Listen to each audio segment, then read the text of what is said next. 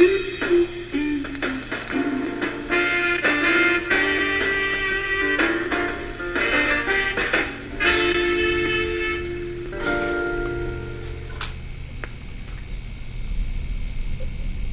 Smoking Glass Hour believes in giving back and giving credit where credit is due. Our number one goal is to make a difference. The music you hear on the Smoking Glass Hour comes from Purple Planet Music. They can be found at www.purple-planet.com. Go check them out. It's time to take back control of our society. Today's world requires an open and honest discussion about the current events. On the Smoking Glass Hour with Baron Glass, our goal is to engage people from different walks of life into a healthy discussion, creating a positive outcome. When it comes to global events, tune in to the Smoking Glass Hour with Baron Glass on Monday nights at 7:30. We don't just listen to the news, we bring you the news. Good evening, everyone, and welcome to the Smoking Glass Hour with Baron Glass. We are honored to have you as a guest tonight and want to thank each of you for your faithful support. Without further delay, allow me to introduce to you Mr. Baron Glass. Mr. Glass, take it away. Good afternoon. Welcome to the Smoking Glass Hour with Baron Glass on Thursday night. Tonight we will be talking about a subject that is very dear to a lot of people's heart. I'm going to do it a little different tonight. I know we got two of the three that's out there coming. Aaron Hopkins will be in about 15 minutes. We're going to be joined tonight by a couple of individuals who have been a part of the penal system, and we're going to let them talk about the specific horrors that they were able to encounter while they were spending time there. And I'm not talking about 1 year or 2 years. I'm talking about extended period of time for some things that may have been fair or unfair. But tonight we're joined once again by Mr. Dave Lamont, screens from the center out of Colorado, and Miss Nikki Bedrick out of Las Vegas, Nevada, and we'll be joined later by Mr. Aaron Hopkins from Dallas, Texas. Dave Lamont, how you doing?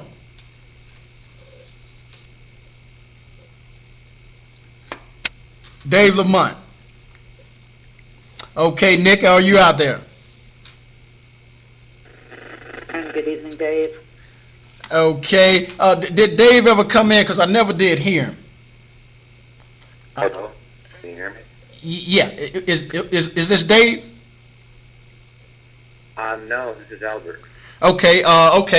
Just hold the line for a moment. We're going to be joined. I don't know if we lost Dave or not. I'm waiting to hear some feedback from the administrator to see if we dropped Dave because he was in. Yeah, he's there. Dave, you may be on mute. I'm not sure. Can you hear me okay? Yes, sir. There you go. Screens from the center, Mr. Dave Lamont. How you doing tonight? I'm doing good, thank you. How are you? Okay, Dave, you're starting out once again with just a tad bit of feedback, but tonight's topic is going to be this. Is this a fad that has existed for over 200 years? The title for tonight that we've chosen is Institutionalization, the money-making machine, the prison system of 2015. Does the United States have 1.4 million or more than 2 million people in prison? Are most people in the state and federal prisons locked up for drug offenses? The United States is the world's leader in incarceration, with 2.2 million people currently in the nation's prisons or jails, a 500% increase over the past 30 years. These trends have resulted in prison overcrowding and state governments being overwhelmed by the burden of funding a rapidly expanding penal system, despite increasing evidence that large-scale incarceration is not, and I repeat, is not the most effective means of achieving public safety. You can join Dave Lamont, Nikki Bedrick, Aaron Hopkins, and I tonight as we touch on this particular topic. Now, we also know that human rights organizations, as well as political and social organizations as well, are condemning what they are calling a new form of inhumane exploitation in the United States of America, where they say a prison population of up to 2 million people, mostly blacks and Hispanics, are working for various industries for a pittance. For the tycoons that we know own these places, who have invested in the prison industry, it has been like finding a pot of gold. They don't have to worry about strikes or payment or paying unemployment, insurance, vacation, or comp time. All of their workers are full-time and never arrive late or absent because of family problems. If they don't like the pay of 25 cents an hour and refuse to work, they are locked up in isolated cells. There are approximately 2 million people, as we have stated, in state, federal, and private prisons. No other society in human history has imprisoned so many of its own citizens. Nikki, you and I specifically talked about this, and we arrived at this conclusion that this is something that should be on the forefront of American topics. We know that mainstream media is probably, and this is my assumption, are probably being paid by all of those private corporations that own these prisons. So they're not going to talk about it openly like we are tonight. Because we're not just talking about it from the outside. We're going to talk to individuals who have been on the inside. And I know that one of them is out there right now. I'm not going to bring him in yet, but he's out there right now. Nikki, tell us how important this topic is to you and what it is that you would like to see. Well, let me not even ask that. Not about what you would like to see. Tell us how horrendous this is based on the research and all of the information that's out there on institutionalization of the prisons industry. You know, Baron, I ran across an article today, and you made a comment of why is this not in the public eye? Why don't most people know about this? 60% of the prisons are built in rural areas of the country, where 20% of the population live. These prisons are out of the public eye. They're absolutely out of the public eye. So the public doesn't see it. The second thing that I want to make is blackness today. Blackness today is defined as criminal. In Jim Crow, it was second-class citizen. Mm-hmm. During slavery, it was to be black was to be a slave. Jim Crow, second-class citizen. Today, to be black is a criminal. Mm-hmm. And when 1 in 3, there's probably 4 black men in this conversation tonight. Am I right? Mm-hmm. Yeah, Aaron Hopkins. Maybe 2 of the guests, please. Yeah. Uh-huh. Statistically, one of you will spend time in your life in prison. Mm-hmm. One of you. I mean, it is a human tragedy beyond measure what it does to families. Someone's father, someone's son, someone's brother is going to jail. Mm-hmm. I think the human tragedy is incredible. I mean, it's vast, and it's racist. I just have to say it. It's when I was reading Michelle Alexander today, it is the new Jim Crow, and it operates exactly the same way, and the parallels are incredible. The parallels are incredible. It's a new form of Jim Crow. Mm-hmm. Okay. Yeah, Nikki. I know you're passionate on it. Hold just 1 second. Dave Lamont screams from the center. Let me get your version, and then we're going to try to tie this thing together, and then I'm going to bring in one of the guests that's out there, and we're going to talk about specifics. We're not going to talk about allegations. We're going to talk about specifics and why this is the money-making machine, the prison system of 2016. Screams from the center, Dave Lamont. Yes, thank you. Can you hear me okay still? Yes, sir. All right. Essentially, when the prisons were starting to be turned over to these private companies, that's when it became a money-making affair, because they signed contracts, the governments would sign contracts with these private companies for minimal or for minimums that they had to maintain, or they'd get paid anyway. So the government responded by incarcerating people for more and more crimes, including, and this is straight out of Charles Dickens, being in debt. You can get a park ticket that you can't pay. It may have been for $50, and next thing you know, this can cost you thousands of dollars and actually throw you into jail. So Okay. how they turned this into a business. Okay, Dave, I want to make sure that everybody gets an understanding and the opportunity to get screened from the center point of view. You kind of fading in and out. I'm not sure if it's the location where yet. I'm going to give you time to make the adjustments. Aaron Hopkins, I know that you're out there. Aaron, tonight, you know we're talking about institutionalization, the money-making machine, the prison system in 2016. Tell us, Aaron, from whence you came and where you're going. What is it that you see regarding this institutionalization in the new Jim Crow labeled by Michelle Alexander and many others that's coming from this particular industry? Talk to us, Aaron. Good evening, Aaron. I hope my sound is okay. I'm kind of on the road, but I don't want a lot of feedback coming across. Can you hear me okay? Okay, you're good so far. Okay. In reference to what you just stated, Baron, where I see this thing going, in reference to a business who is in their business, particularly for profit, unless some drastic changes in character in the way business is done, I do not see an outright will to turn down the kind of profit that comes from these private institutions that Dave was just talking about. So, two things.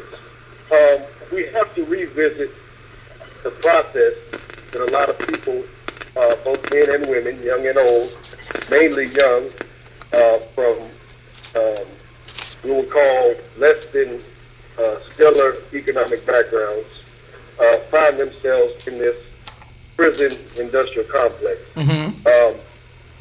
And it seems that these young men and women find themselves there so easily and so quickly. Sometimes I don't think they realize that they did something that would land them in prison for the kind of sentencing that they come across. Mm-hmm.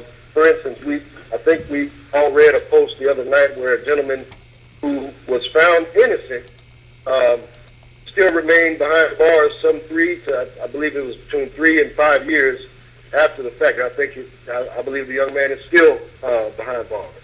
So, with that being said, the point that I'm making is there are offenses that we all deem should require a person to spend time in jail.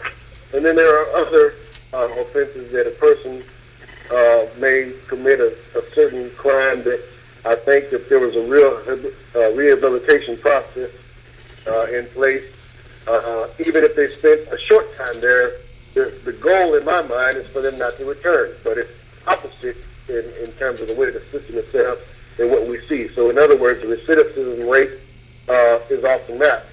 The chance that a person under 21 will not go back to prison after they've committed a crime that landed them the first time, I believe is less than 10%. So in other words, it's a 85 to 90% chance that they will go back after they've served some time. So in terms of money, I believe it's somewhere along the lines of $40,000 per inmate that they say it costs to house annually. And I can almost guarantee you for every $40,000 that the taxpayers probably think they're responsible for, they're probably making double off of each individual in terms of what, there's products that they can produce while they're in prison, as David just mentioned. So, real quick, I just want to mention there's a movie that came out starring Robert Redford back in the late 70s, early 80s called Brubaker. It was a story about a small Arkansas State prison, and this gentleman, Mr. Brubaker, went in to basically turn things around and found unbelievable corruption. These inmates were basically producing goods and services for half of the state of Arkansas, and the people that were benefiting from it were all pretty much faculty and staff. So, again, we're talking about money being made that for the longest probably went under the radar, and then the introduction of the private companies coming in, making it known that they were in it for profit. Again, unless something changes where state and federal government intervenes, I don't see a change because the money is too easy to make. Okay, the figures show that the United States has locked up more people than any other country, 500,000 more than China, which has a population 5 times greater than the U.S. Statistics also reveal that the United States holds 25% of the world's population, but only 5% of the world's people. From less than 300,000 inmates in 1972, the jail population grew to 2 million by the year 2000. In 1990, it was 1 million. 10 years ago, there were only 5 private prisons in the country with a population of 2,000 inmates. Now there are 100 with 62,000 inmates. It is expected that by the coming decade, the number will hit 360,000 according to reports. Now, let's take it one step further. The private contracting of prisons for work fosters incentives to lock people up.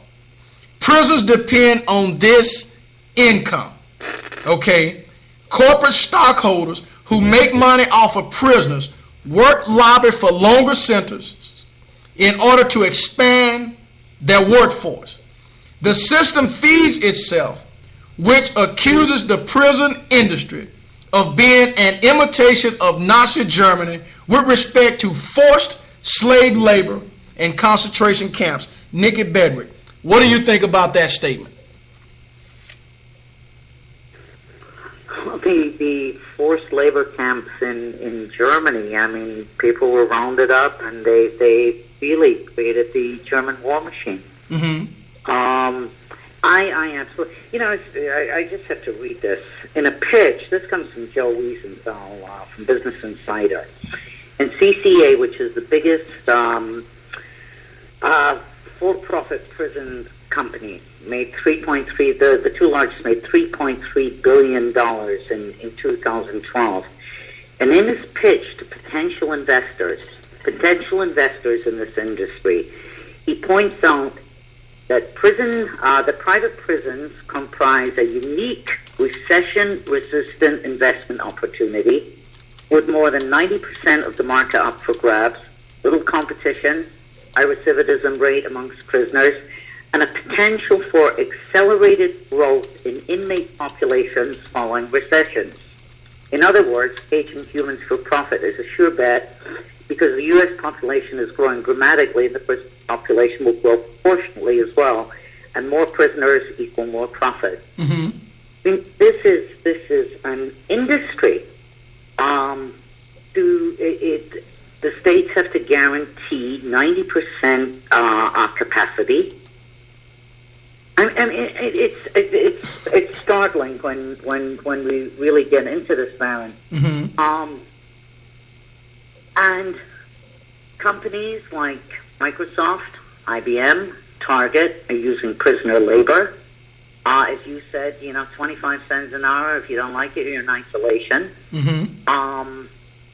It's a massive. I mean, as I look through it, it's almost from the beginning with Nixon to Reagan. There's this progression.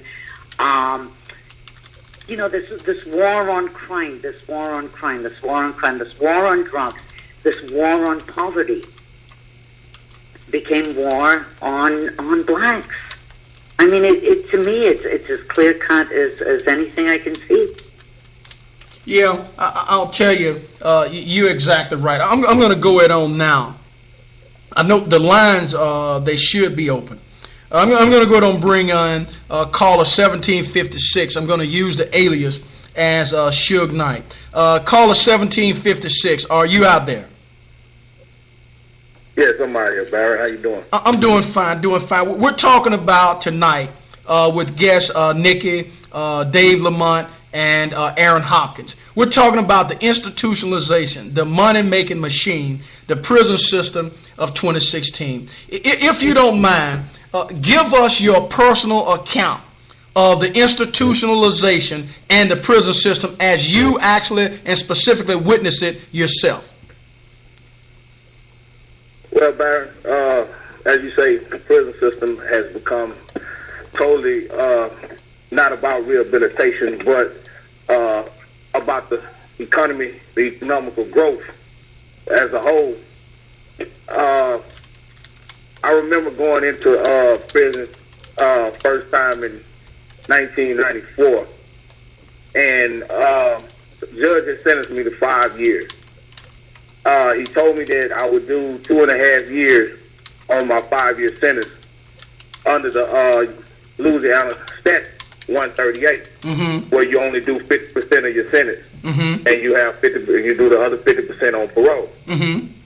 Well, upon arrival into the prison system, they tell me in order to get what the judge had already awarded me, which was my 50%, I would have to sign over my incentive pay, which is the money that they pay you for your labor. And I need to make a correction on something. The only way a prisoner, a state prisoner in the state of Louisiana, would never see 25 cents an hour. The most you can get at the highest rated job, which would be working in the warden's office, you may get 10 cents an hour. The average labor is anywhere from 4 cents to 7 cents an hour for your labor. But you don't get the money no more because they make you sign your money over in order to get the good time and go home and half your sentence, which you was already supposed to be able to do that in the first place because that's what the judge sentenced you to. Then you turn back around, and if you refuse to work after you done turned your incentive pay over, you done got good time that they say you awarded, then they take the incentive pay and take your good time back from you to keep you in prison even longer. So when you experience something like that, and you try to take it to those above, the warden, the assistant warden, whoever else that's out there, what type of resistance do you get? Do you get put in isolation for really trying to defend yourself? Because I've always believed that if you're doing your time for the crime, then you still have rights and you still are a human being. Tell us a little bit about that.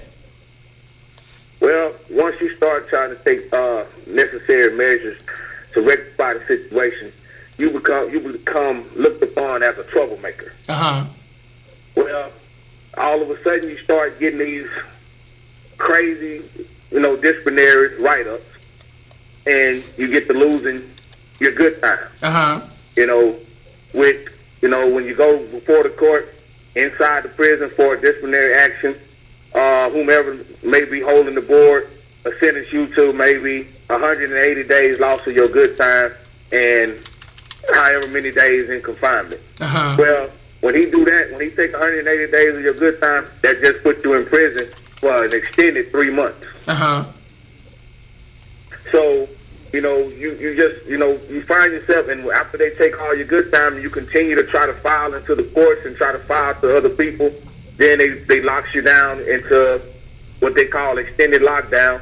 You locked up 23 hours a day. You only exercise for 50 minutes a day and 10 minutes in the shower. So you only get an hour out the cell. Hold on 1 second, caller. Now, Nikki, if I'm not mistaken, because me and somebody else was doing some research or looking at this, isn't it somewhat, not necessarily inhumane, but isn't it somewhat of a psychological problem when you lock a person down in solitary confinement? Does it not have some type of psychological effect on the individual, especially if you're talking about rehabilitating for a nonviolent offense or a nonviolent offender? Yes, The Geneva Convention actually stipulates that solitary confinement is torture. Mm-hmm. It's torture. Solitary confinement has been, and it's banned from the conventional rules of war. In a civilized nation, 2 civilized nations go to war. It's banned. Mm-hmm. Psychological effects over time produce disassociation, produce hallucination. When a man gets to live in his own mind, with nothing, no stimulation coming in, nothing to censor the mind, nothing to occupy the mind. Mm-hmm. The mind goes crazy. Right. Mind goes crazy. Extended solitary confinement, and I think even the prison system recognized a long time ago that any more than 10 days in solitary confinement was cruel and unusual punishment. Mm-hmm. Now, caller, have you ever spent in solitary confinement beyond 10 days? Yes, Baron, and I agree with Nikki 100%. It does, and I will give you a in-depth look at it, from my eyes. Mm-hmm. Yes, it does do things to your mind. Mm-hmm. During my incarceration period. And let me before you go into further, yours was for a non-violent offense, correct? Right, for drugs. Okay, for drugs. Okay, I want to make sure that everybody out there listen. It's not like you went out and committed a rape or murder. This was for just a non-violent offense doing drugs. Go ahead, caller. Okay. During my incarceration period, I got into an altercation with a gentleman. Well, the gentleman tried, we had a physical altercation. We had a fist fight in the field. We was removed from the field and put in lockdown. Well, the system put us back in the field. After we went to court, they put us back in the field to get together. Same field, same line, everything. Well, this guy tried to retaliate and tried to cut my head off with a hacksaw. Uh-huh. I defended myself, but due to the fact, like you say, I had been filing certain writs and different things against things that they was doing in there that wasn't right. Mm-hmm. When I defended myself, they said that I used excessive force. Mm-hmm. And this guy had a weapon. And you had no weapon. It took 180 days. I had no weapon. Okay. It took 180 days of my good time, and they put me in isolation for 37 months. 3 years and 1 month. I went in February the 20th of 1999, Mm-hmm. and I came out March the 23rd, 2002. Are you serious? And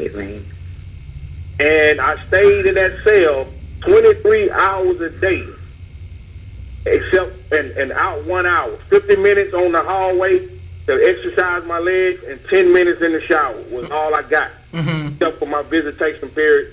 My family tried to come to keep me because I began to lose track of where I lost. I was losing my sanity. Mm-hmm. Began to talk to my pictures, Mm-hmm. and to line my pictures up around my cell and hold conversations with my pictures, and then I would answer myself as though it was my children or something, saying what I wanted to hear, the things that I would like to hear them say. I remember a time I was asking my son, "How was school today, son? Have you done your homework?" Mm-hmm. And him saying, "Dad, yes, I've done my homework. Can you take me to the mall to play, to the arcade, to play the games at the mall, and Mm-hmm. let me check your homework." And I'm holding a whole conversation Mm-hmm. like he's here and he's not here. I was losing it. Mm-hmm. The only thing that kept me close to reality and sanity was the fact that I was able to get out of that cell 2 hours every 2 weeks for 2 hours because my family was coming to visit me. Mm-hmm. So let me ask you this other question, and Nikki, Dave, and Aaron, if you got a question, you can jump in as well. When you were in there, what did you see with regards to the prison population itself based on race? What was the racial makeup within the prison system based on what your eyes witnessed itself? Well, the racial makeup was the African Americans and the few Hispanics in the state of Louisiana, because you have very few Hispanics incarcerated. Louisiana, but you have some. Well, the Hispanic and the African Americans pretty much went to the fields. You know, they worked in the fields. You know, they chopped the ground. And you know, the Caucasians, they went, you know, to the office jobs and, you know, the good jobs, the inside jobs under the air conditioning and things of that nature. Okay. So, and it was Go ahead. I was going to make sure, like I said, Nikki, Dave, and Aaron, if you got any questions, because I'm going to go ahead, I'm going to bring in another caller. So I want to make sure we get as much information out as possible, because we're talking about the institutionalization, the money-making machine, the prison system of 2016. Go ahead and finish your comment, caller. Okay. You know, it was always, you know, the whites were treated, you know, with more respect, you know. You know, I've never, in my whole entire incarceration period, I've never seen white guys beat. I've never seen them beat and put in restraint chairs and shot with the shield, and you know, I've never seen them treated that way. You know, but you know, it was always the African Americans who was always, you know, treated and belittled, you know, and made do things, you know, inside that prison that just is not right. You know, and it's always upheld. When you file into the higher courts, it's always upheld. It's always that you don't have any merit, you don't have any grounds, you don't have any proof. You know, it's always that. Of course, I don't have a camera in here. Of course, I don't have no way to video this. Of course, I don't. But they say they're going to investigate it. They never do. So, you know, it just goes on and on and on. It just continues to make a person, when you're supposed to be trying to help a person get themselves on the right track to better themselves when they re-enter into society, instead of doing that, all you're doing is making a person bitter and mean and angry and hateful at everything and everybody. Okay, Carl, I want you to hold that point right there, because I'm going to come back to that. Nikki, Dave, Aaron, you got a question for the caller in engagement you want to get in, because we want to make sure, again, that we make this as interesting as possible. I'll start with you, Nikki. I wanted to ask the caller, let me ask you, I don't know how long you've been released, but I'm sure they released you right back into the neighborhood you came out of. I don't know if there was any probation. But the probation dictates that you can associate with other felons, yet the labeled felon is now released back into the neighborhood that you came into, where 1 in 3 of the guys are felons. What is life like after prison for you? Life after prison. Well, I've been home now exactly a little over 2 years. And it has been complete turmoil. You know, I've found myself losing my self-respect and dignity for myself as a man, because I have to go around and beg and, you know, plead with people to, you know, give me a chance, you know, to let me have a job just to take care of my family, you know, to do the things that a man's supposed to do. To tell them that I don't want to go back to prison. I don't want to live that life anymore. I could very easily go back to sell drugs, but I don't want to. I want to stay free. I want to be able to be here for my son, to show him that it's a better way instead of telling him that it's a better way. You know, and I still, to no avail, you know, be able to obtain any kind of positive employment. Let me ask you this, in addition to Nikki's. When you go for a job, are you actually afraid to check the mark of when it says convicted, ever been convicted of a felon? When you click check, do you automatically just walk out, put your head down, and say, I've already been shot in the foot long before I even get the job, or even a chance to get the job? It sounds like to me, Baron, that you just see my heart. I do. Yes, you're speaking words of wisdom now. Yes, that's how I feel. That's how I feel time and time again. And I have, you know, went so far as to not do it and fill out the application and lie, cover it up, and then lose my job because I lied. Let me ask you this: how many doors have been shut on you since you've been out? And I know personally that you have been aggressively seeking jobs, and you had your own business at one time, and then when the individual found out that you had your own business and whatever of the amount of money you was making, they upped the rent on you and made you close out, so you was back unemployed again. Right. Well, it's so many doors. It's insurmountable. The doors have been closed on me since I've been home. I like you said, I was able, because I wasn't able to obtain the positive employment. I went ahead and started my own business, power washing 18-wheelers, and it got to the point where 2014, just to give you a briefing on the way it went, 2014, I was able to be blessed to make a little bit over $80,000 for a company. Well, when the company at the end of the year, they got my 1099 prepared for me, and they seen how much I made, they told me they let me make too much money.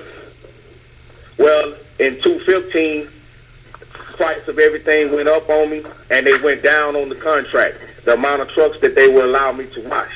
So I went from 80,000 in 2014 to 6,100 in 2015. Lord have mercy. For the annual. So, that's what happened, and I lost everything. I lost my vehicles. I lost, the things I had acquired through my business, trying to stay afloat the whole 2015 and trying to keep my home, so me and my wife wouldn't be without a home. Mm-hmm. So, it's and I continue. I've never put myself on no pedestal to say I won't do this type of job. All I've asked since I've been free is to just give me an opportunity to work and make a grown man's wages, because I have grown man responsibilities. Mm-hmm. Don't let me work my heart out all week long, and then when you give me my paycheck, I still got to call my mom and borrow money to pay my light bill. Brother, you got tears coming to my eyes. Nikki, Dave, and Aaron's. Take a shot. This is Aaron Barry. I'm sitting here, man, and I'm just going to be honest. My blood is boiling. Exactly. Listening to this brother's, his journey. And the one thing that crossed my mind, he kind of went into it, but my question is, before you were sentenced, brother, what type of access did you have to an attorney? Did you have a court-appointed attorney? Were you able to put up any money to retain counsel, or how did that work for you? Yes. Fortunately, when I got arrested, fortunately, my family supported me 100% and made sure that I was able to obtain legal aid, to go through and fight my case. But I'm not here, to portray an image of saying that it was nothing to fight, because I've never been wrongfully arrested. I can honestly say that. I've never been wrongfully arrested. Each time that I was arrested right, for doing wrong, which was selling drugs, try to, take care of me and my family. And, it always came down to a plea deal. What's the least amount of time you guys willing to give me this time? And it just was an ongoing cycle. Come home, can't get a job, can't nothing. Well, go back to what I know. Sell drugs and, get incarcerated again, and again and again. To the point where between 1993 was my first arrest, possession of crack cocaine. Between 1993 and 2013, I've only been able to be in society free for a total of 29 months. The rest of it has been incarcerated, going through the never-ending cycle of reincarceration, free reincarceration. And it was for doing wrong. It was because I couldn't bear what I'm going through now. But I just refused this time. I'm 42 years old now. I have a 6-year-old son. I refuse to go back there. If I have to sleep under a bridge just to be able to see my son at the end of the day and tuck him in at night and say his prayers with him and help him with his homework, if that's where I got to sleep in, that's how I got to live, to be out here to be able to do that, and that's what I'm going to do. I'm not going back to prison. I'm not selling drugs again. So, that's not going to happen. The side lost on that battle. Mm-hmm. Screen from the center, Dave Lamont. I'm just terribly broken up by hearing this story. It makes my stomach sick. My question is, and going back to your life in prison, I want to get a complete picture of the torture you endured. And I call it torture specifically because that's what it sounds like to me. Were you given the types of food you ate while you were in the confinement? Was that different than what the general population had? Or did they have something especially sadistic for you in solitary? Well, in solitary confinement, no, the legislature would not allow them to feed us a different menu, but they do feed you a different proportion. You get less food when you're in isolation or in solitary confinement than you would if you was in general population. But I'm terrible. They have to feed you the same type of food from the same menu. They just give you less of it. Okay, Nikki. I'm just broken up. Yeah, I know. Nikki, are you still out there? Yeah, I'm still on. I'm weeping for you. Okay, and I knew, and that's the reason why I did. Let me switch gears. Do we have any other caller that's out there who would like to come in this conversation about institutionalization, the money-making machine, the prison system in 2016? The lines are wide open. You may just fall in at any point in time if you're out there. Any caller? Yeah, Barry. Uh-huh. It's PJT. I'm in here. Okay, go ahead, caller. I listened at the young man's situation, what he went through. I typed and I asked you, what's the solution to this? What is the solution? Have a solution. Mm-hmm. Okay. Yeah. That's what we need to work on. The solution to this problem that we have in the jail, this corrupt system, airs in around the world. Well, I'll tell you, which I know Deb is out there listening from Twitter, is following. And what I was going to do is this. Nikki, I think you would agree, Aaron and Dave. See, this is why I feel like it's very important that voting is at the center of what we do every year, every 2 years, every 4 years. Why? Because depending on who you elect determines what laws, rules, and regulation you have to follow. And if you have somebody that's bought and paid for by this prison industry, they're going to go to Capitol Hill, they're going to go to the state legislature, and they're going to lobby these people, and then they're going to be in too deep. Let's look at Senator Bernie Sanders.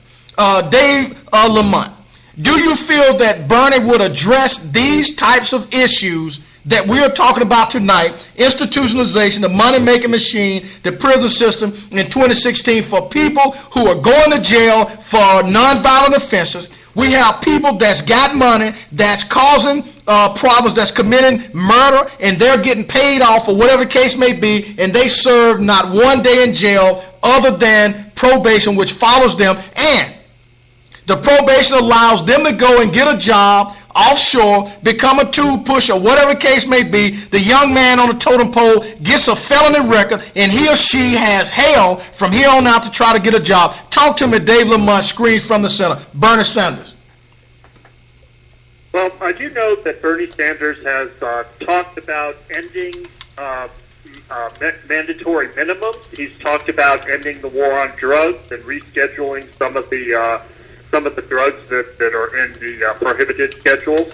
He's also talked out about private prisons and how he's against them, so I'm not sure exactly how he can affect that as president other than trying to influence other states and governments. He's very much been, for legalization of at least marijuana, which is one of the more common drug offenses that seems to incarcerate so many people. And I believe he's also been outspoken on banning the box, which I think everybody knows what that means. Mm-hmm.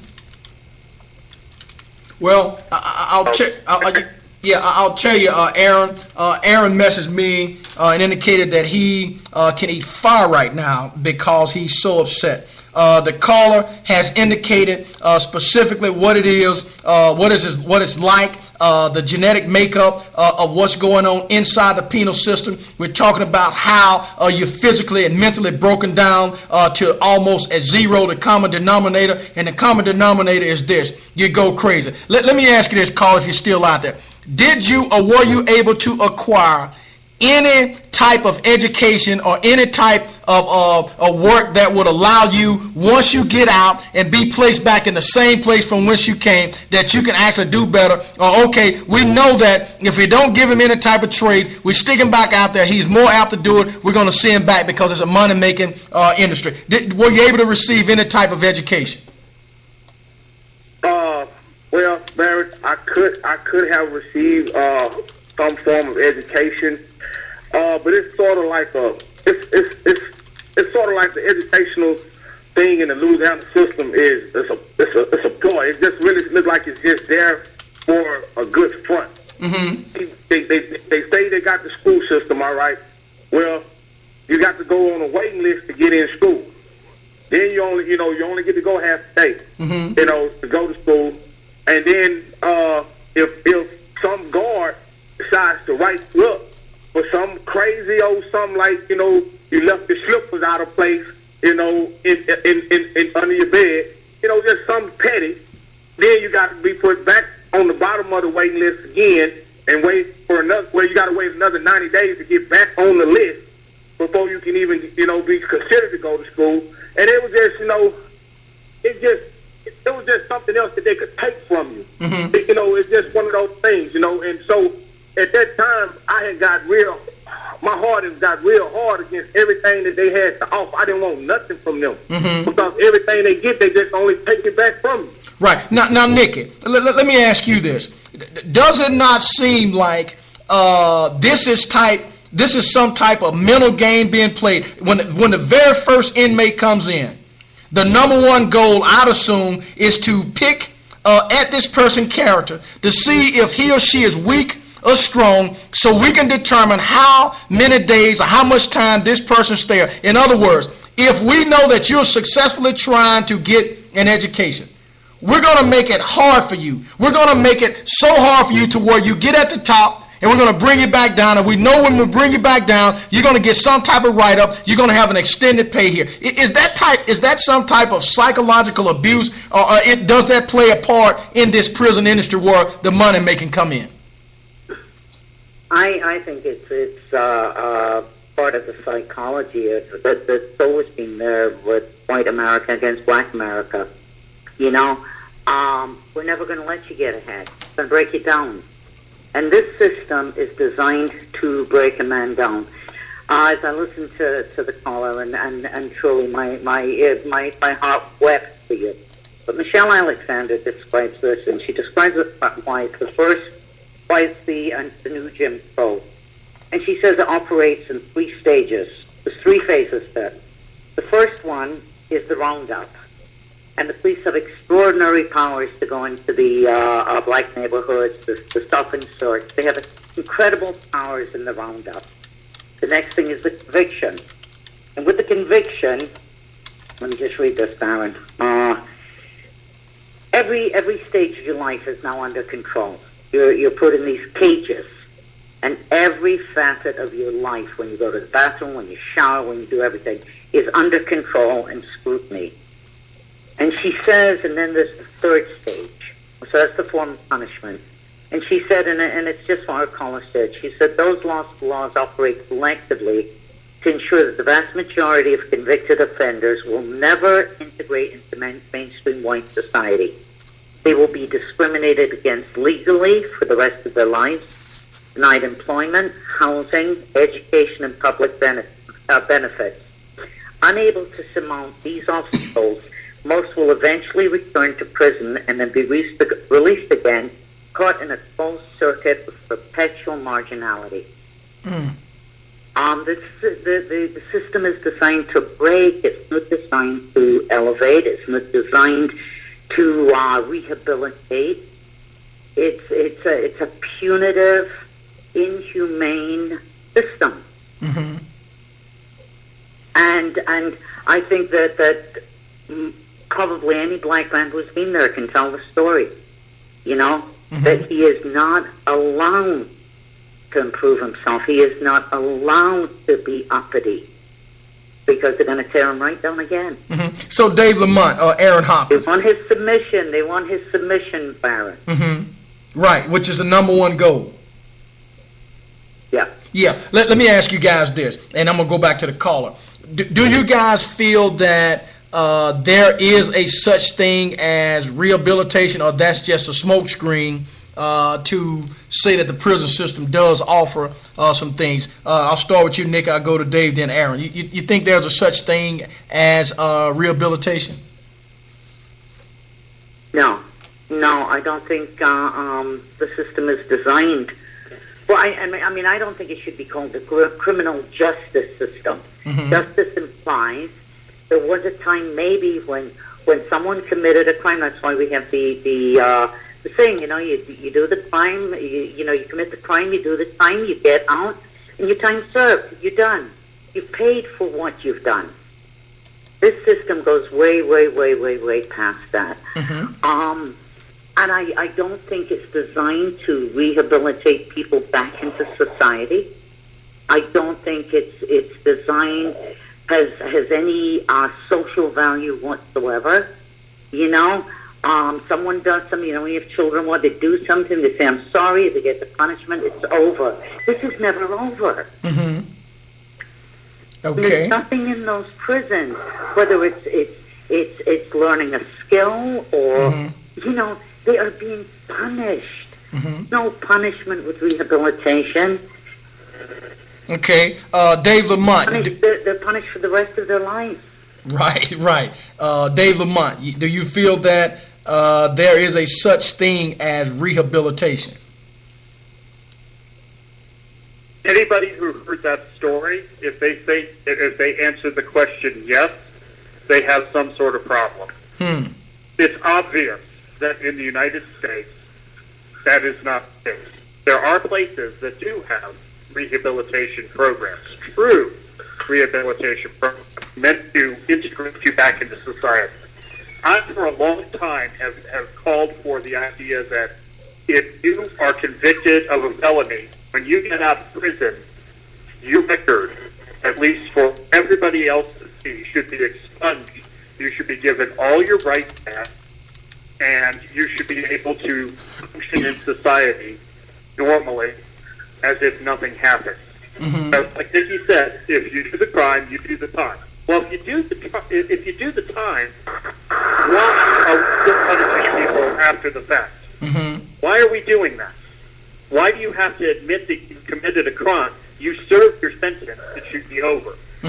Travesty. No, we do not have rehabilitation in the United States. Okay. As long as one person, even if just one person is treated like that, we should not claim that we have rehabilitation. Okay. Aaron Hopkins, do you feel that we have this term called rehabilitation that exists in this country? Absolutely not, Baron. And I'm gonna be very clear, and I want to be very precise in what I'm about to say. When I was listening to the gentleman speak about his desire not to go back to doing what sent him to prison in the first place, you could hear in his spirit that he had taken full responsibility for his wrongdoing. And in saying that, you know, the rehabilitation process took place in this man's own mind, in his own heart. He didn't rely, and I honed in when he said he needed to make a grown man's living. Now, for me, that means something totally different than probably the average person.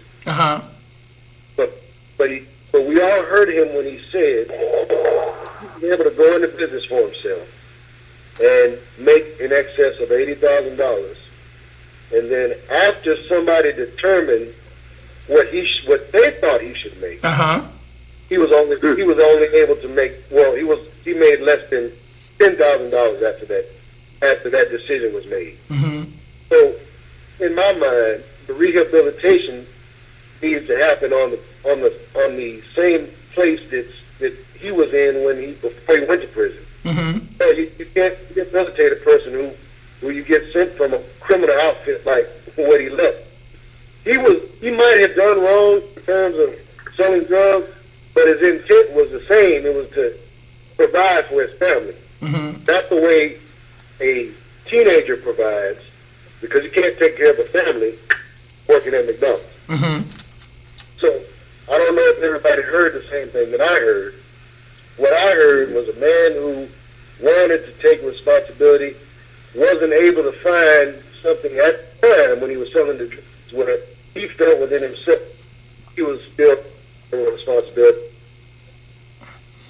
Aaron, if you don't mind, I got messages coming from everywhere. Let me read a few. We got one listeners out there saying if they rehabilitated inmates, then guards would lose their job security. Okay, if we look on the live chat out there, Deb says, I believe that rehabilitation through education and counseling, we must bring it back into the system. I live in a town that had a boys' home back in the late 1800s, early 1900s that was based on punishment. The man that built my house and was the school head changed it to kindness, merit, and education. It was so successful that he made history. If they rehabilitated inmates, like I said, we're getting all type of feedback. Let me look at this. Jailing persons convicted of nonviolent crimes and long prison sentences for possession of microscopic quantities of illegal drugs. Okay, federal law stipulates 5 years imprisonment without possibility of parole for possession of 5 grams of crack or 3.5 ounces of heroin, and 10 years for possession of less than 2 ounces of rock, cocaine, or crack. A sentence of 5 years for cocaine powder requires possession of 500 grams, 100 times more than the quantity of rock cocaine for the same sentences. Most of those who use cocaine powder are white, middle class, or rich people, while mostly blacks and Latinos use rock cocaine. In Texas, a person may be sentenced for up to 2 years imprisonment for possession of 4 ounces of marijuana. In New York, in 1973, Nelson Rockefeller anti-drug laws provides for a mandatory prison sentence of 15 years to life for possession of 4 ounces of any illegal drugs. Aaron Hopkins, talk to me about the disproportion when it comes to crack cocaine versus powder cocaine. Well, obviously, we pointed out successfully, I think, tonight and in times prior to, that everything that relates to the prison industrial complex is designed to do one thing, and that's make money. It's making money on a level that it's more beneficial to in a private prison complex to have a young man like the caller be locked up. I don't think we really understand on every level what that means. Let me read something real quick, and because one gentleman a while ago asked about solutions. Let me read this, and I think somebody else will have something to add to it. Okay.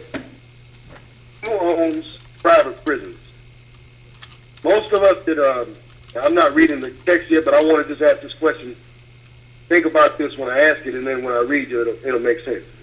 Most of us that work on jobs, we have what's called a 401k. Is that correct? Not that we don't all necessarily participate, but we have access to it, right? Okay. Listen to this. Retired people, and probably you, the Vanguard Group and Fidelity Investments are America's top 2 401k providers. They are also 2 of the private prison industry's biggest investors. Did you hear me? Uh-huh. Repeat that, Aaron. I'm sorry? Nikki said repeat it. That for me? Sure. The Vanguard Group and Fidelity Investments are America's 2 top 401k providers.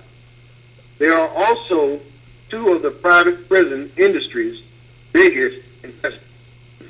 Together, they own about 20% of both CCA and GEO. That means if you have a 401k plan, there's a good chance you benefit financially from private prisons. And even if you don't, there are many more mutual funds, brokerage firms, and banks that invest in private prisons. In being a growth industry, and also if you have money somewhere other than your wallet or your mattress, it's a good bet that you're involved in some way with companies that are locking up and probably abusing inmates.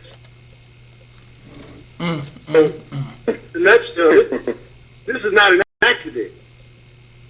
Nothing that we're talking about, and this gentleman being on the line, Ben, I'm glad that you had this young man on the line, because I think too often we glance over things and we stay on the surface. We've heard testimony on what he personally went through. Right.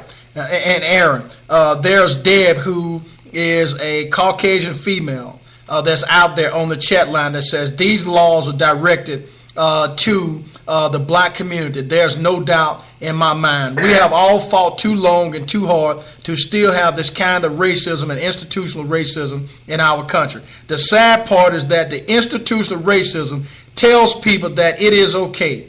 I think that is why you have so many support for Trump, which I responded back, hashtag Black Lives Matters equals justice. And that's why people don't understand. It has absolutely nothing to do with the color.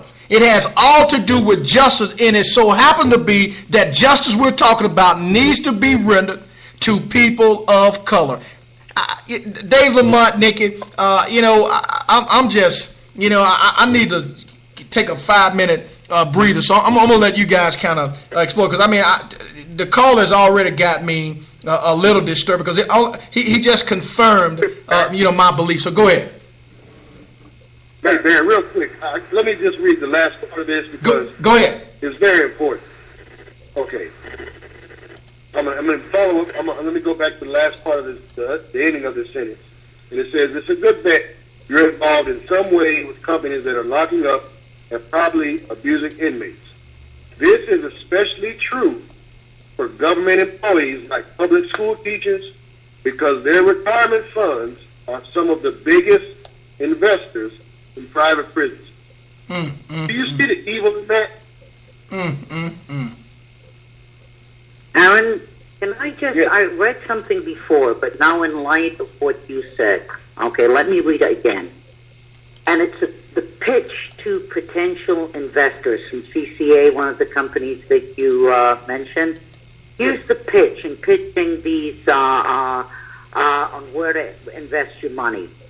They point out that private prisons comprise a unique recession-resistant investment opportunity with more than 90% of the market up for grabs, little competition, high recidivism among prisoners, and the potential for, and this is in italic, accelerated growth in inmate populations following the recession, meaning less jobs, even less than there is now, means more prisoners. This is how they sell it. It will grow, and it will grow, and it will grow, and everyone has their hand in the pie. Mm-hmm. And so why are we not addressing it? Why? Dave Lamont. It's part of the institutionalized kind of tacit. There's a silent majority. I think I mentioned the other day Baron Nixon, when he made a comment. He said, not everyone's in the civil rights, marching in the civil rights movement or the anti-war. He said, They're the silent majority. They are my voters. And there is a silent majority out there. I think we're almost getting waylaid with what's happening with Trump. There's a tacit understanding that this is the way it has always been, and this is the way it will be. Dave Lamont. Yes, sir. Well, it's interesting that Nikki brought up Richard Nixon, because that's what I was going to talk about. It was Richard Nixon who started the war on drugs. And specifically, there are recordings and notes of his that talk about how this is more or less retribution to the black community for civil rights. This is retribution for the way that went. It's a system that's set up by illegal, by making marijuana and drugs that are more likely to be taken by African Americans or used by African Americans in any way, and punish them more. And it also goes back to another problem that I tend to see.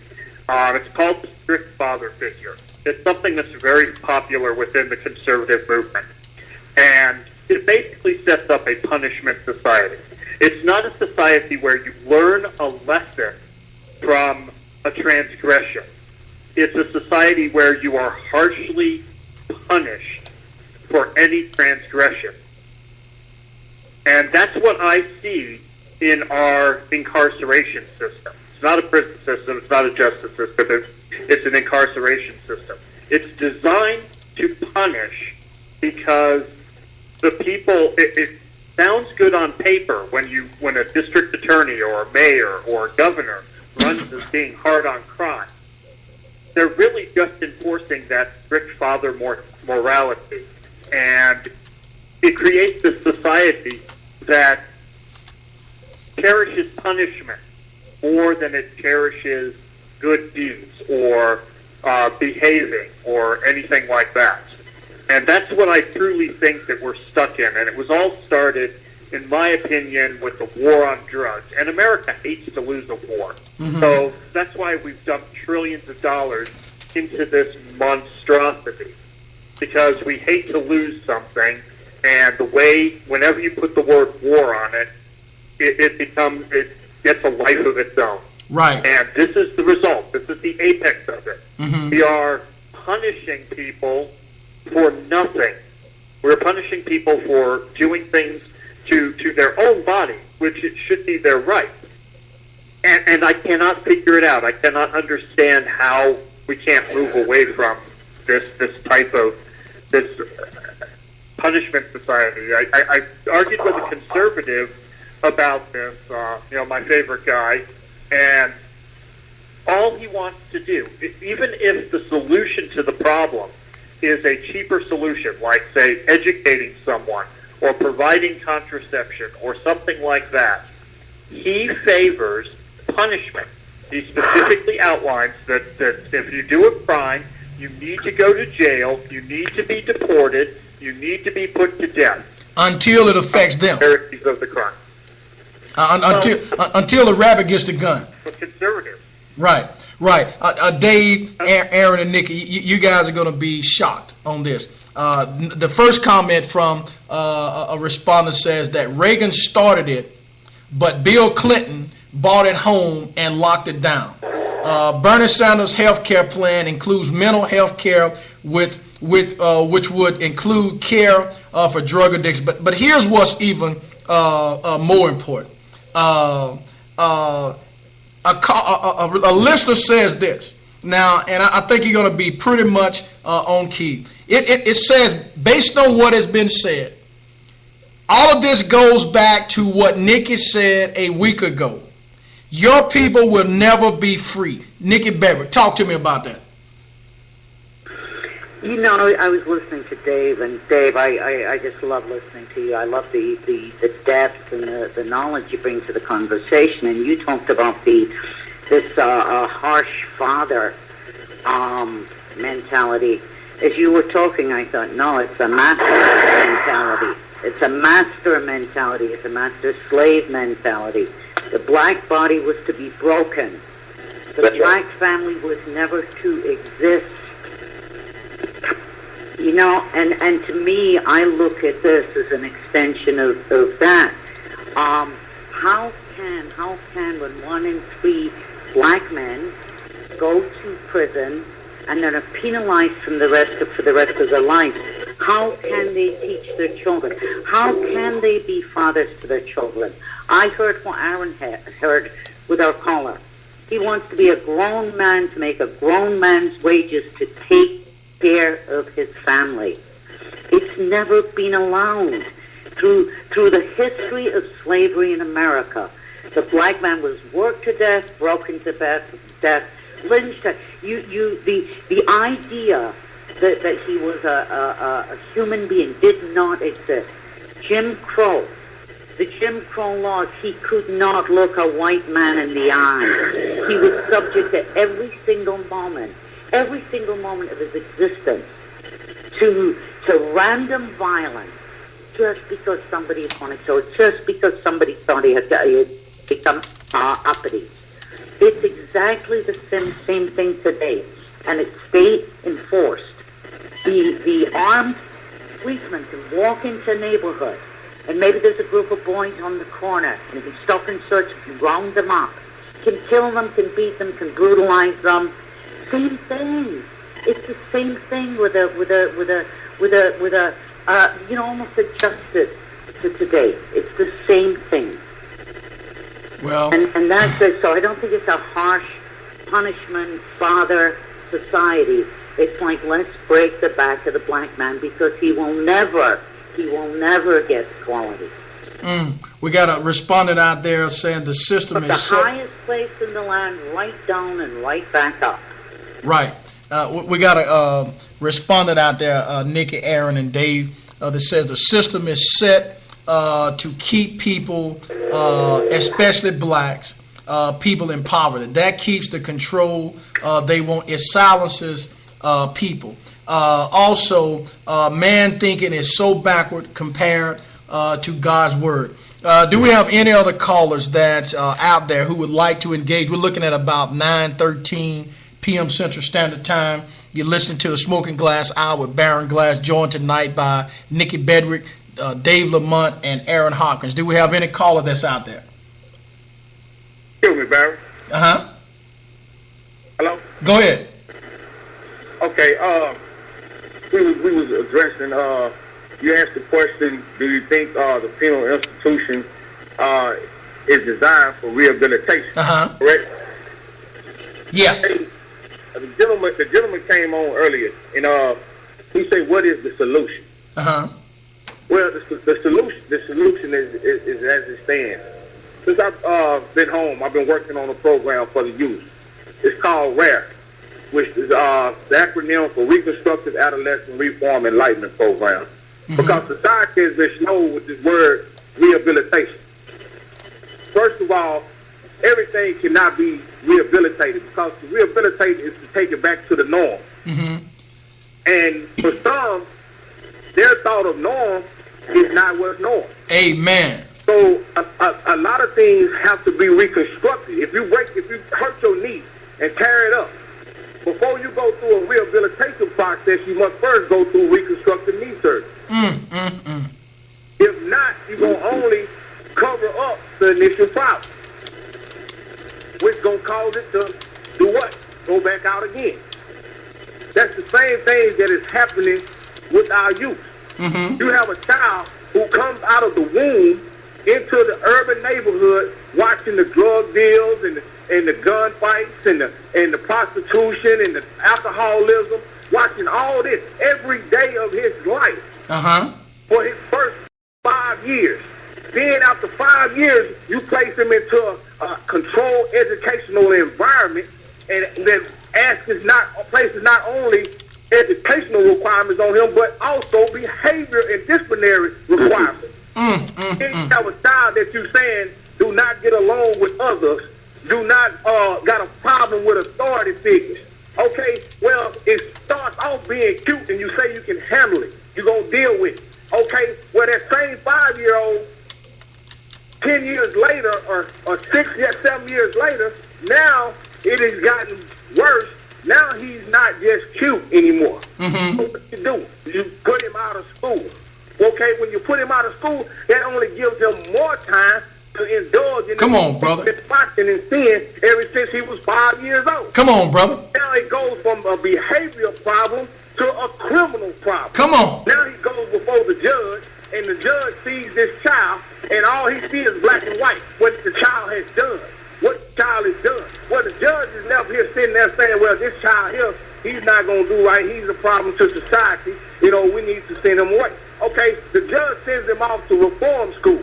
The child goes in there, and once he goes in there, the only thing he's going to do is cling to the only thing he knows, the negative side of the prison system.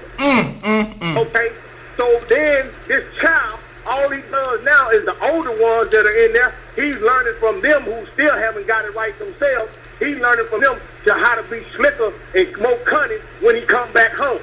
So now he comes out of reform school, comes out here and tries to enforce the things that those fools have put into his mindset, which was already twisted, and he comes out here and gets in even bigger trouble. Now he's gone from juvenile to adult. And okay, after he's staying adult so many times, now the judge gives him a long sentence and cuts him off from society. That institutional death. You cut it out like it's a part of the body, like gangrene. I'm going to cut this off before it destroys everything else.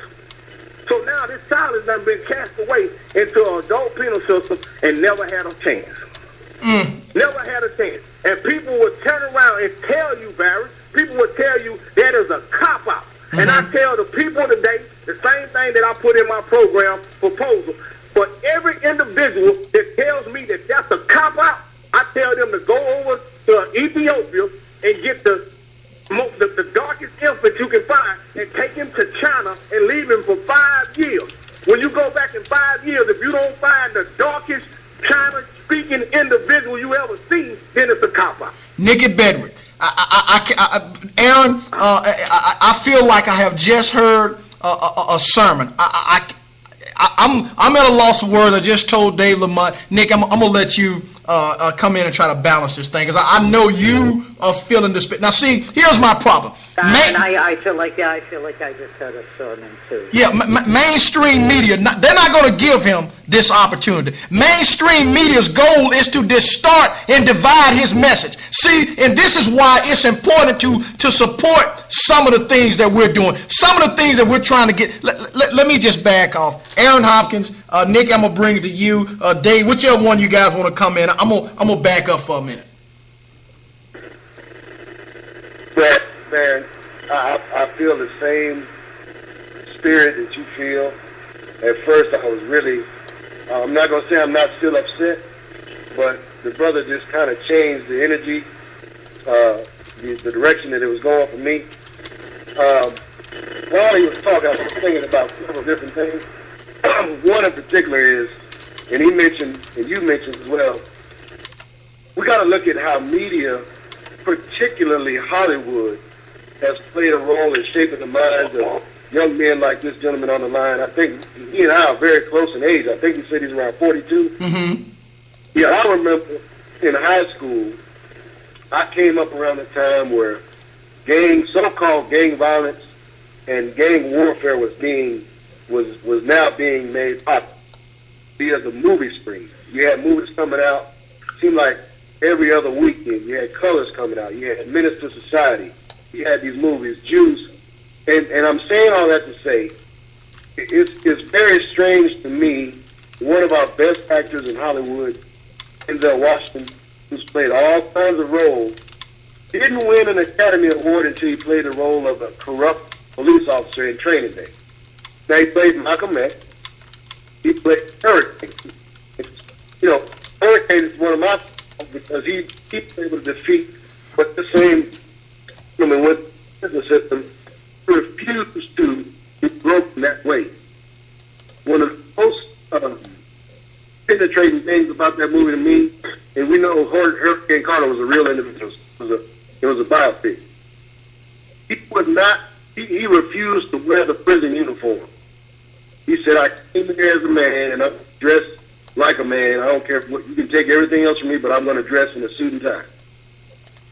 And so the valor of the will that this man was able to put up, and now just listening to the young man, give us, his story after the fact, because he mentioned earlier that he did feel a point where he was losing his mind. Mm-hmm.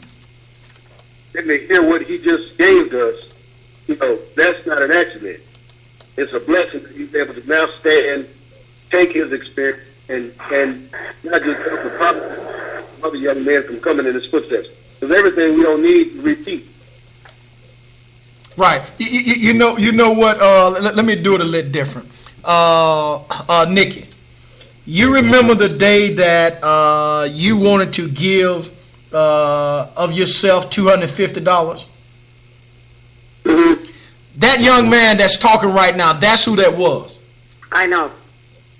And you see that everybody that goes to jail, they're not this negative person that the world or the elites or the Trumps or these racists or whatever you want to. Some of them are good people. Matter of fact, 90% or beyond are good people. All this guy is asking for is a chance.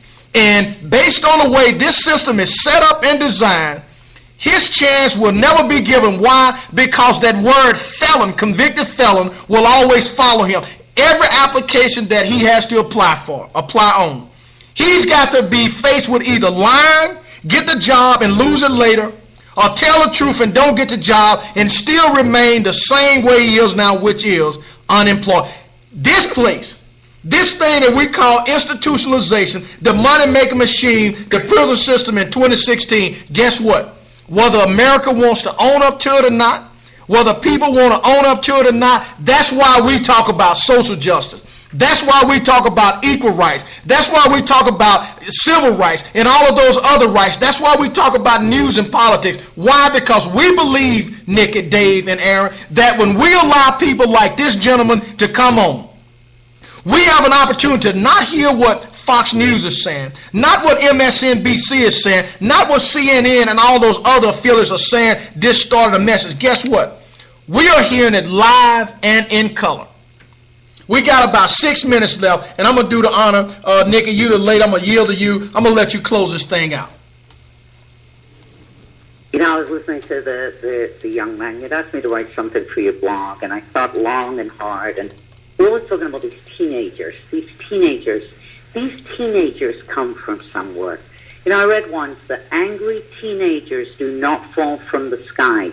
They just get bigger. And when you take, today I was on a girl in a car, beautiful, beautiful little black girl, and I was with my dog and she waved to me. And I went over and I spoke to her. The window was down, okay? And she had such a beautiful, gorgeous, love, sweetness. And I said to her, Mom, don't let the world take that from us. And I know the mom didn't know what I meant. She smiled. I went about my way.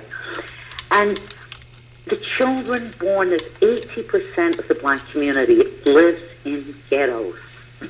And the children are born there. The baby's born there, the baby. And I think this is what the young man who was talking about, his youth program. And by the time he's 5, he doesn't have a chance. I got, after young Laquan McDonald was killed, I was on social media with a social worker who worked, black man who worked, PhD, who worked in the ghettos with troubled youth. And he said something I've never forgotten. The boy was 17 when he was killed. He said he was dead long before that. The foster homes, the abuse, the streets. He said he never had a chance. He was dead long before they killed him. And that's where it's got to happen. It's got to happen right as those babies are born. Yes, because violence begets violence. Hey, Nikki. Nikki. Born into violence. Hey, Nikki. It's not mean to cut you out. Aaron has got to leave. I'm going to let him exit out. Aaron, say what you want to say because we got about 4 minutes left. I'm going to let you. I can't let you go without excusing yourself. Go ahead. Yes, thank you, Barry. I really, just listening to everyone and listening to what Nikki was closing with, the importance of having the gentleman on tonight, I think, is going to snowball as we go forward. Because the thing about it is, we don't get a chance to really hear from people who, in my judgment, are actually rehabilitated. Because he wasn't rehabilitated by the system. We know that. So his will to do what he needed to do as a man outweighed the forces against him. So I commend him again for that. I look forward to hearing more about his program and supporting his program. And thank you for coming on. I know you're not going to say it until I first come on, because it sounds to me like you plan on being heard and plan on helping people not walk the same path that you walk. Right. Dave Lamont, Screen from the Center. Tell us when you're live and broadcasting, and because we got about 2.5 minutes left. Go ahead, Dave. I'm on every Wednesday night on Blab at BM Lamont, and I discuss politics or whatever comes up. I'm also on YouTube with Streams from the Center, and you can find me on Twitter at BM Lamont. Yeah, and I want to make sure that anybody that's out there listening, Twitter and all those other places, check out Dave. The guy has a good thing going on. He's got some guys that come in and just harass him to death. Ted Cruz, and it can be about cartoons. So this guy is harassed. The time that he does it is a little out of mind, but I'm going to make sure that I make arrangements to get to his next show. Deb is out there from Twitter. Larry Bell is out there from Montgomery.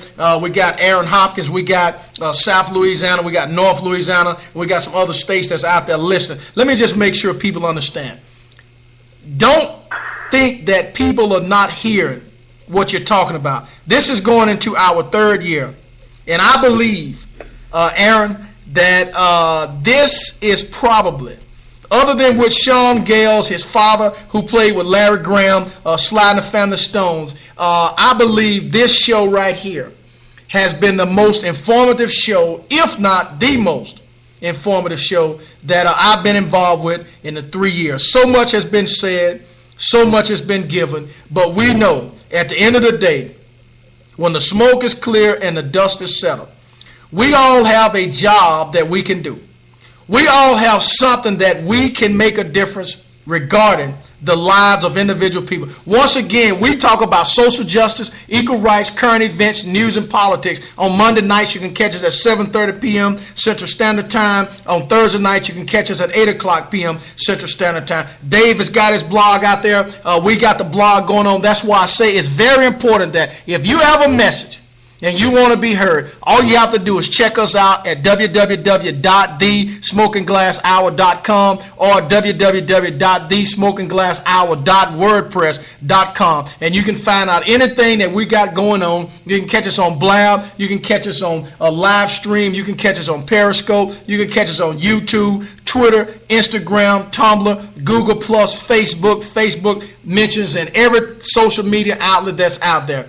Our number one goal is this, is to make a difference. I'm going to say good night, Nikki. I'm going to say good night, Aaron Hopkins. Good night, Dave Lamont. And good night to all of those who were so graciously listening tonight. And any caller that's out there, thanks for calling in. You've been listening to the Smoking Glass Hour with Baron Glass. That concludes the broadcast. Good night. Good night. Good night.